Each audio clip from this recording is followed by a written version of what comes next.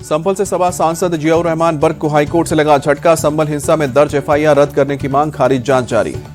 Allahabad high court ने फिलहाल बर्क की गिरफ्तारी पर रोक लगाई। पुलिस जल्द ही नोटिस जारी कर सांसद को पूछताछ के लिए बुला सकती है। संभल में नई पुलिस चौकी को लेकर झूठे दावे करने वालों पर एफआईआर। वक्फ की जमीन पर पुलिस चौकी बनाने का किया गया था दावा। ओबीसी ने भी वक्फ की जमीन पर चौकी बनाने का दावा किया था। संभल प्रशासन की जांच के बाद दावा झूठा निकला। अज्ञात के खिलाफ मुकदमा दर्ज हुआ। संभल में पुलिस चौकी निर्माण पर डीएम का बयान, बोले कि पुलिस चौकी की जमीन वक्फ की नहीं है। जमीन से संबंधित दस्तावेज पूरी तरह से फर्जी हैं। चौकी की जमीन पर गलत दावे पर होगा एक्शन। संभल में हिंसा में शामिल आरोपियों की धरपकड़ जारी। पुलिस ने शहबाज नाम के एक और आरोपी को अरेस्ट किया। पिस्टल और कारतूस भी बरामद की। दिल्ली में चुनाव में ना बटेंगे ना कटेंगे के नारे की एंट्री। बीजेपी नेता आरपी सिंह ने सीएम योगी की तस्वीर के साथ लगाया पोस्टर। दिल्ली में मंदिर तोड़ने पर विवाद छिड़ा। एलजी सचिवालय ने पुराने दस्तावेज जारी किए। कहा कि केजरीवाल ने 9 मंदिर तोड़ने की सिफारिश की। एलजी बोले केजरीवाल के कार्यकाल में मंदिरों को हटाने की फाइल भेजी गई थी।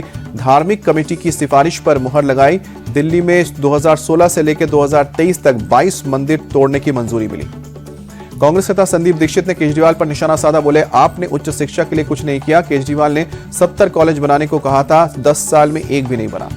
मतदाता सूची से हटाए गए लोगों से मिले आप सांसद संजय सिंह। बोले कि केजरीवाल की विधानसभा को जानबूझकर यहां से वोटों को काटा जा रहा है, इसकी जांच होनी चाहिए। पीएम मोदी ने बरकरार रखी अजमेर शरीफ दरगाह में चादर चढ़ाने की परंपरा। गरीब नवाज हजरत ख्वाजा मोइनुद्दीन चिश्ती के 1813वें उर्स के मौके पर भेजी पीली चादर। केंद्रीय अल्पसंख्यक कार्य मंत्री किरेन रिजिजू 4 जनवरी को अजमेर शरीफ दरगाह जाकर चढ़ाएंगे चादर। अजमेर दरगाह के खादिम हाजी सलमान चिश्ती ने किया स्वागत। दिल्ली में निजामुद्दीन दरगाह पहुंचे केंद्रीय मंत्री किरेन रिजिजू। पीएम मोदी से मिली चादर के साथ की जियारत। निजामुद्दीन के बाद अजमेर दरगाह जाएगी चादर। अजमेर शरीफ चादर भेजने के बाद पीएम मोदी का ट्वीट, बोले सभी को ख्वाजा के उर्स की हार्दिक शुभकामनाएं। यह मौका सभी के जीवन में खुशियां और शांति लाए। बीपीएससी मुद्दे को लेकर पटना में छात्रों का प्रदर्शन। पप्पू यादव के समर्थकों ने पटना में रेल रोकी। सचिवालय हॉल्ट स्टेशन पर पप्पू यादव के समर्थक रेलवे ट्रैक पर बैठे। नीतीश सरकार के खिलाफ जमकर नारेबाजी।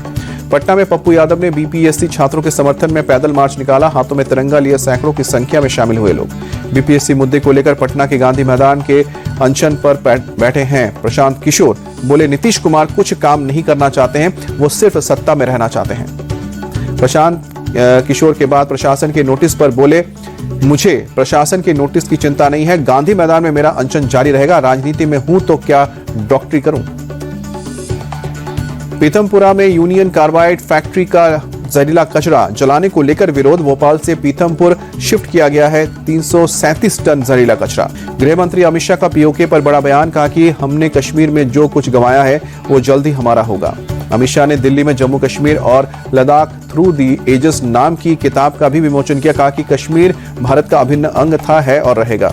अमित शाह ने जम्मू कश्मीर से धारा 370 हटाने का जिक्र किया। कहा कि इससे आतंकवाद में 70% की कमी आई है। घाटी से खत्म हुआ है आतंकवाद का इकोसिस्टम। बीजेपी के प्रदेश अध्यक्ष और राष्ट्रीय परिषद सदस्य का होगा चुनाव। बीजेपी ने किया चुनाव अधिकारियों का ऐलान। केंद्रीय मंत्री धर्मेंद्र प्रधान मध्य प्रदेश के चुनाव अधिकारी नियुक्त। यूपी बीजेपी का चुनाव करवाएंगे पीयूष गोयल। भूपेंद्र यादव को मिली गुजरात की जिम्मेदारी। विनोद तावड़े छत्तीसगढ़ और मनोहर लाल खट्टर बिहार के चुनाव अधिकारी बनाए गए। ओडिशा के नए राज्यपाल बने हरिबाबू कमपति। हाईकोर्ट के चीफ जस्टिस ने दिलाए शपथ। अजय कुमार भल्ला बने मणिपुर के नए राज्यपाल। हाईकोर्ट के चीफ जस्टिस ने शपथ दिलाई। एनसीपी अजित गुट के नेता प्रफुल्ल पटेल का बयान। बोले कि एनसीपी के दोनों धड़े और दोनों परिवार साथ आएंगे तो खुशी होगी। दिल्ली में पूर्व पीएम मनमोहन सिंह के लिए अखंड पाठ का आयोजन किया गया। कांग्रेस अध्यक्ष खड़गे और सोनिया गांधी समेत कई कांग्रेसी नेता शामिल हुए। कांग्रेस नेता अधीर रंजन चौधरी ने बीएसएफ पर ममता बनर्जी के बयान को बताया गैर जिम्मेदाराना। कहा कि हमें अपने सुरक्षा बलों का सम्मान करना चाहिए। अधीर रंजन चौधरी ने घुसपैठ पर कहा कि 4000 किलोमीटर लंबी सीमा पर हर जगह फेंसिंग नहीं है। केंद्र और राज्य सरकार को मिलकर सीमा की सुरक्षा का काम करना चाहिए। लखनऊ में यूपी सरकार में मंत्री आशीष पटेल ने अपनी ही सरकार की एसटीएफ पर निशाना साधा। कहा कि तुम पैर में गोली मार तो हिम्मत है तो सीने पर गोली मारकर दिखाओ। अपना दल कमेरावादी की विधायक पल्लवी पटेल के लेक्चर्स की पदोन्नति में अनियमितता के आरोप पर भड़के आशीष पटेल। कहा कि मैं थप्पड़ खाकर चुप रहने वाला नहीं, ईंट का जवाब पत्थर से देने वाला हूं। गोरखपुर दौरे पर सीएम योगी आदित्यनाथ अपने आवास पर रुद्राभिषेक और हवन पूजन किया। सीएम योगी ने गोरखपुर में लगाया जनता दरबार। एक एक करके लोगों की फरियाद भी सुनी। केंद्रीय मंत्री शिवराज सिंह चौहान परिवार के साथ त्र्यंबकेश्वर ज्योतिर्लिंग मंदिर पहुंचे, पूजा भी की। उज्जैन पहुंचे केंद्रीय मंत्री संजय सेठ महाकालेश्वर मंदिर में दर्शन कर बाबा का महाकाल का आशीर्वाद लिया। दिल्ली में 76वें गणतंत्र दिवस की तैयारी तेज। सुबह सुबह कर्तव्य पथ पर जवानों ने किया परेड रिहर्सल। करगिल में जोजिला दर्रे पर भारी बर्फबारी, सड़क पर बिछी बर्फ की सफेद चादर, यातायात प्रभावित, सड़क से बर्फ हटाने के काम जारी। कुपवारा में सीजन की पहली बर्फबारी, सड़कों से लेकर पेड़ पौधों पर जमी बर्फ की परत, बर्फबारी से सड़कों पर फिसलन भी बढ़ी। गुलगर्भ में बर्फबारी के बाद पर्यटकों में छाई खुशी, पूरे इलाके में दिख रही है बर्फ की मोटी परत। ड्रोन से ली गई बर्फ से ढके गुलमर्ग की शानदार तस्वीर। बांदीपुरा में भी ताजा बर्फबारी ने बढ़ाई खूबसूरती, सड़कों से लेकर घर, पेड़ पौधों पर बर्फ की सफेद चादर। बर्फबारी के बीच लोग घरों में दुब गए। जम्मू कश्मीर के डोडा में बर्फबारी के बाद नजारा हुआ मनमोहक, चारों ओर बर्फ ही बर्फ, पहाड़ और घर, गाड़ियों के ऊपर भी बर्फ जमी। श्रीनगर में शीतलहर का प्रकोप, तापमान में भारी गिरावट, आसमान में छाया घना कोहरा, विजिबिलिटी शून्य। राजधानी दिल्ली में शीतलहर का सितम, ठंड बढ़ी, बचाव के लिए अलाव का सहारा। दिल्ली के एम्स और सफदरजंग इलाके में छाया घना कोहरा, विजिबिलिटी बेहद कम, ठिठुरन बढ़ी। उत्तर भारत में कोल्ड कहरे का डबल अटैक, दिल्ली एनसीआर में ऑरेंज अलर्ट, दिल्ली रूट की 24 ट्रेनें लेट, फ्लाइट भी प्रभावित। यूपी के अयोध्या में तापमान गिरने से ठंड बढ़ी, शहर के कई हिस्सों में घना कोहरा। यूपी के प्रयागराज में सुबह सुबह अलाव जलाते दिखे लोग, शीतलहर जारी, कई हिस्सों में दिखा घना कोहरा। सुबह सुबह वाराणसी में छाया घना कोहरा, तापमान में गिरने से ठिठुरन बढ़ी, बचाव के लिए अलाव का सहारा ले रहे हैं लोग। जयपुर में शीतलहर जारी, तापमान गिरने से ठिठुरन बढ़ी, सिविल लाइन इलाके में छाया घना कोहरा। राजस्थान के अलवर में विजिबिलिटी बेहद कम हुई, सुबह सुबह छाया घना कोहरा, तापमान गिरने से ठंड बढ़ी। बठिंडा में छाया घना कोहरा, तापमान में गिरावट से ठंड बढ़ी, अलाव का सहारा ले रहे हैं लोग।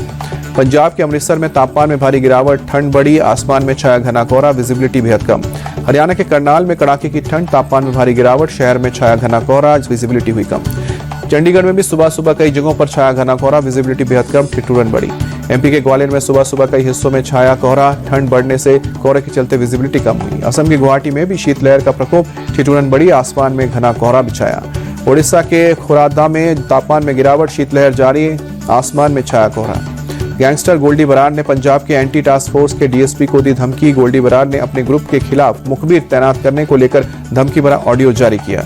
दिल्ली में साइबर फ्रॉड के खिलाफ पुलिस की बड़ी कार्रवाई, 2024 में 93 साइबर अपराधियों को किया गया अरेस्ट, 9 करोड़ से ज्यादा की राशि जब्त की गई। कर्नाटक में बसों में सफर करना होगा महंगा, सरकार ने किराए में 15% की बढ़ोतरी की है, कैबिनेट ने दी है मंजूरी, 5 जनवरी से लागू होगा। मुंबई के कुर्ला में एक बेटी ने बुजुर्ग मां की हत्या की, बड़ी बेटी को ज्यादा प्यार देने से नाराज थी, पुलिस ने आरोपी को अरेस्ट किया। यूपी में बुलंदशहर के सिकंदराबाद में अवैध निर्माण पर बुलडोजर चला, पुराने सिटी रोड में कई जगह पर दुकानों और मकानों के सामने तोड़ा गया अवैध निर्माण। यूपी के सीतापुर में सपा नेता इकबाल अंसारी की दुकान पर चला प्रशासन का बुलडोजर, मंदिर की जमीन और कॉलेज के रास्ते में बनाई थी दुकान। सीतापुर के सदर तहसील में इकबाल अंसारी की दुकान को 11 दिसंबर को गिराया गया था, दोबारा किया गया था अवैध दुकान का निर्माण। अहमदाबाद में इंटरनेशनल फ्लावर शो का आयोजन हुआ, सीएम भूपेंद्र पटेल ने उद्घाटन किया। अमेरिका के वर्जीनिया में जांच एजेंसियों को मिले हैं 150 से ज्यादा होममेड विस्फोटक, एक शख्स की गिरफ्तारी के बाद एफबीआई ने जब्त की। सिडनी में बॉर्डर गावस्कर ट्रॉफी के आखिरी टेस्ट में भी लड़खड़ाई भारत की बल्लेबाजी, टीम इंडिया की पहली पारी 185 रनों पर सिमटी। पहली पारी में टीम इंडिया के बल्लेबाजों के बीच एक भी अर्धशतकीय साझेदारी नहीं हुई। ऋषभ पंत ने सबसे ज्यादा 40 रन बनाए, सिर्फ 17 रन बनाकर पवेलियन लौटे भारत के दोनों ओपनर यशस्वी जायसवाल ने 10 और केएल राहुल ने सिर्फ 4 रन बनाए। रोहित शर्मा की जगह खेल रहे शुभमन गिल का बल्ला भी खामोश रहा, सिर्फ 20 रन बनाकर नाथन लायन के शिकार बने। विराट कोहली एक बार फिर से सस्ते में निपटे। ऑस्ट्रेलिया की ओर से स्कॉट बोलैंड सबसे सफल गेंदबाज रहे, 4 विकेट लेकर भारतीय बल्लेबाजी की कमर तोड़ी। स्टार्क ने 3 और कमिंस ने 2 विकेट लिए।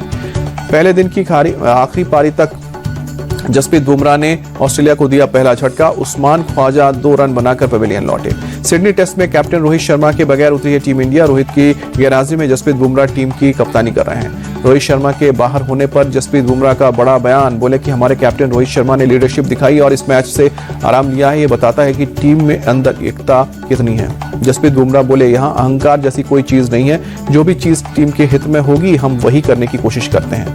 गुजरात क्राइम इन्वेस्टिगेशन डिपार्टमेंट ने शुभमन गिल को समन भेजा, तो 450 करोड़ रुपए के स्कैम का मामला, लिस्ट में साई सुदर्शन, राहुल तिवतिया और मोहित शर्मा का भी नाम। श्रीलंका ने तीसरे टी20 में न्यूजीलैंड को 7 रन से हराया। 18 साल बाद न्यूजीलैंड में जीता पहला टी20 मैच। न्यूजीलैंड ने श्रीलंका के खिलाफ 2-1 से जीती है टी20 सीरीज। लेह में आइस हॉकी चैंपियनशिप का आयोजन, बर्फ पर फिसलते हुए खिलाड़ियों ने दिखाया दम।